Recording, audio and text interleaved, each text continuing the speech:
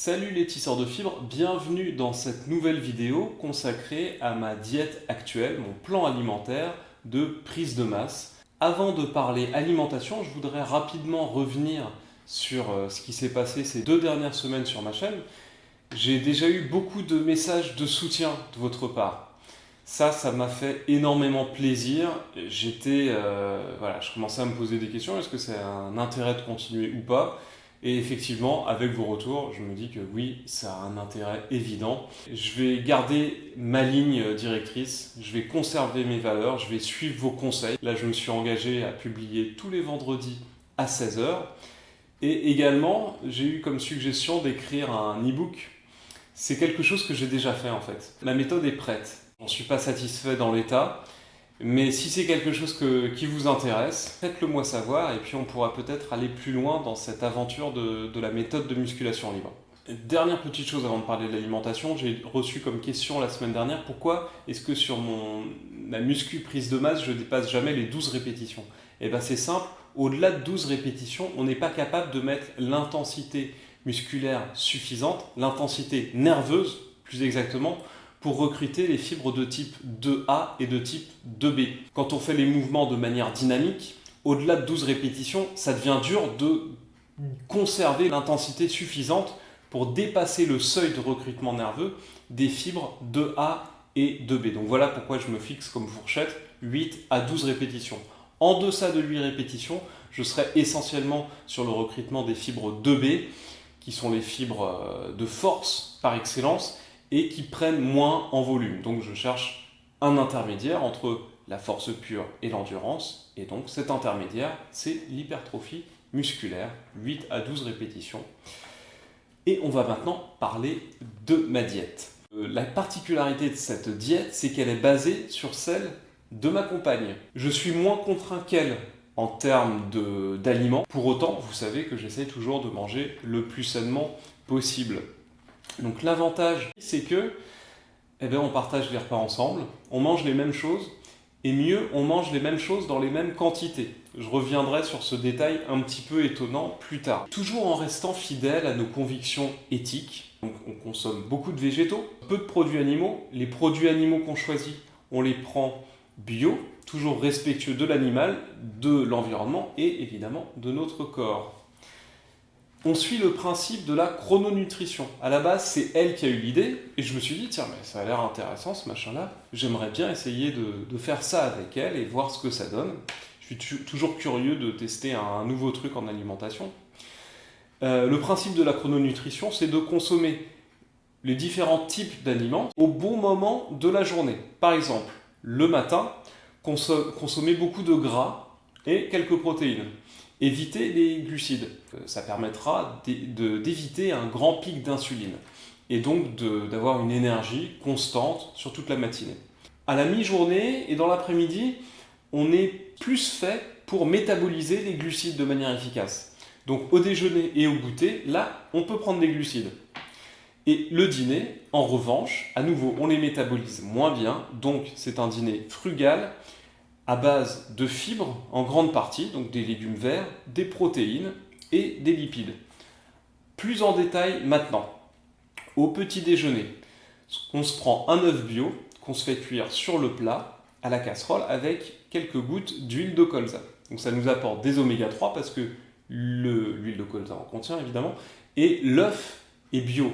Donc les poules sont nourries aux graines de lin et non pas aux graines de tournesol qui elles sont riches en oméga 6. Les oméga 6 comme les oméga 3 sont indispensables, mais on en trouve beaucoup plus que des oméga 3.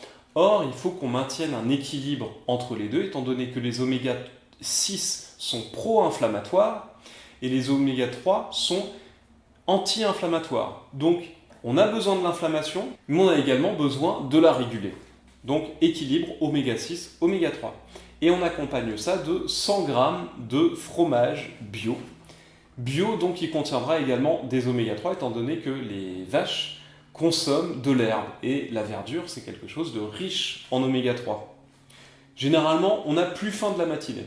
Avant, je consommais au petit-déj des porridge à base de flocons d'avoine. Alors, ça a l'avantage, pour quelqu'un qui a un gros appétit comme moi, de caler l'estomac, étant donné que ça apporte du volume dans l'estomac, ça apporte également des fibres, mais je me suis rendu compte finalement que les graisses contenues dans l'œuf et dans le fromage me calent encore plus longtemps.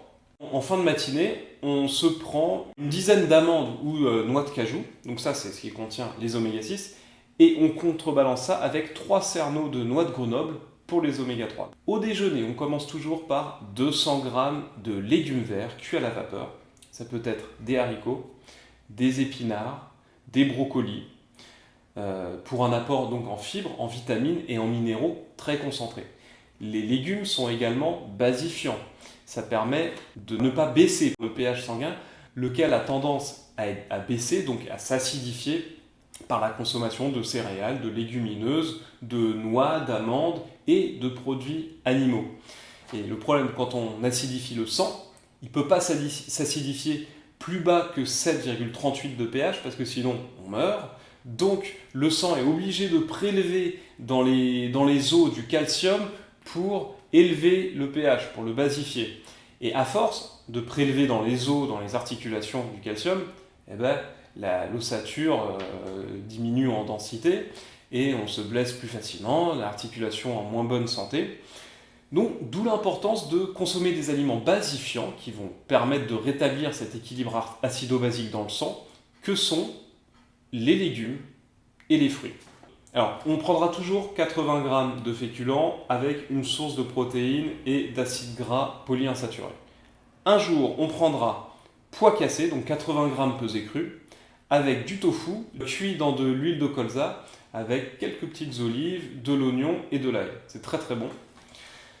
Et l'autre jour, on prendra 80 g crus toujours de riz basmati, basmati pour réguler la glycémie, avec 100 g de poisson gras, type saumon pour elle, ou maquereau pour moi, qui contiennent des oméga 3 et des protéines, ou alors 100 g de poisson maigre, type thon pour elle, plutôt cabillaud pour moi, accompagné de 2 cuillères à café d'huile de colza pour compenser le manque d'oméga 3 du coup qu'on n'a pas, étant donné qu'il s'agit de poissons maigres.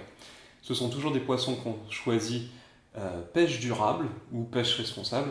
Sinon, c'est pas écologique et pour nous, c'est toujours très important. Alors là, je fais aucun jugement de valeur pour ce que vous faites. Vraiment, c'est un choix très personnel.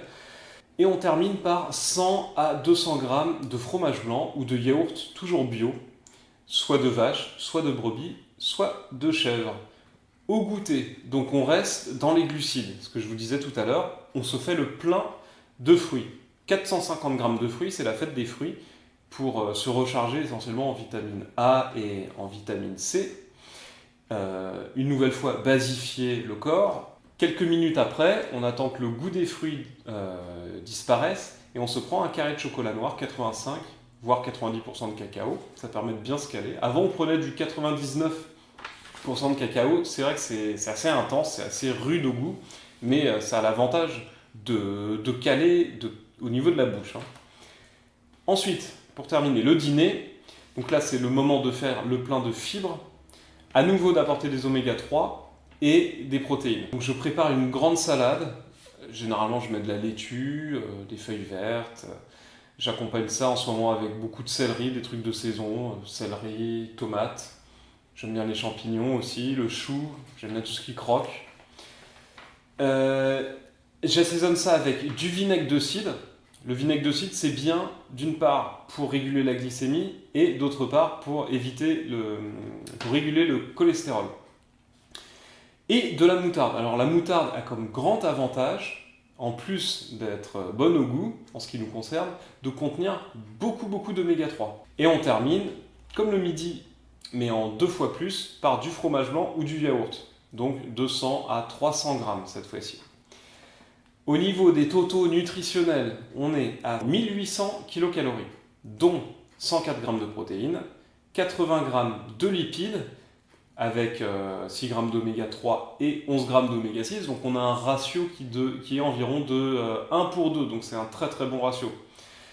Et 178 grammes de glucides. Par rapport aux minéraux et aux vitamines, tous les besoins quotidiens sont satisfaits, sauf pour la vitamine D, ce qui n'est pas grave, étant donné que la vitamine D, on la synthétise quand on se retrouve exposé au soleil. En ce qui me concerne, je suis au moins 1h30 à 3 heures par jour dehors, donc j'ai pas de carence en ce qui concerne la vitamine D. Maintenant, je vous vois venir, vous vous dites évidemment 1800 calories, comment c'est possible avec son métabolisme? C'est un mec, il est très actif, il est en prise de masse, évidemment 1800 calories, c'est pas assez. Je complète avec une source glucidique de qualité. En l'occurrence, des flocons d'avoine ou du riz basmati. Mais j'adore les flocons d'avoine, donc je me prends plutôt ça. Ça correspond environ à 500 grammes crus, que je répartis essentiellement sur le déjeuner et le dîner. J'aime bien manger de manière consistante plutôt sur la deuxième moitié de la journée. Le matin, je suis plutôt à manger léger, à boire beaucoup en revanche. D'ailleurs, on va parler de l'hydratation. Je consomme 1 litre d'eau au saut du lit. Ensuite, je fais mon sport en ce moment, hein, sinon c'était le soir. Mais en ce moment, je fais mon sport au réveil. Comme il fait très très chaud en ce moment, je transpire énormément. Je me reprends un 2e litre juste après ma séance. Ensuite, petit déjeuner. Et je me reprends un 3e litre dans la matinée. Et ensuite, en fonction de ma soif, dans l'après-midi, je peux boire 1 à 2 litres. En ce moment, je vous dis, il fait très chaud, donc j'y vais. Là, je suis peut-être à 4, voire 5 litres. Boire, c'est très important, ça permet de vous drainer, d'éliminer les toxines. En plus, en prise de masse, on a tendance à manger évidemment plus, donc on est plus susceptible d'absorber des toxines. Donc, buvez beaucoup. En ce qui concerne le budget, on en a pour 10 € par jour et par personne.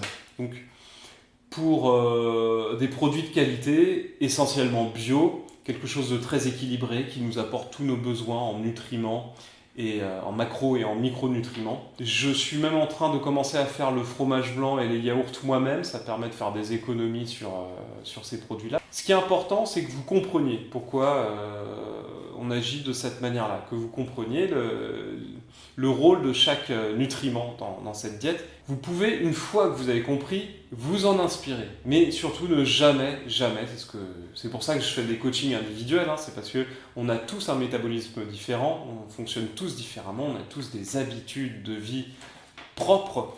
Ne jamais copier ce que fait quelqu'un d'autre. Ça n'a aucun sens et même ce sera probablement contre-productif. Voilà, alors j'attends vos commentaires comme d'habitude, vos éventuelles questions et j'y répondrai dans la prochaine vidéo, tenez. Et en attendant, comme d'habitude, restez libres. Salut!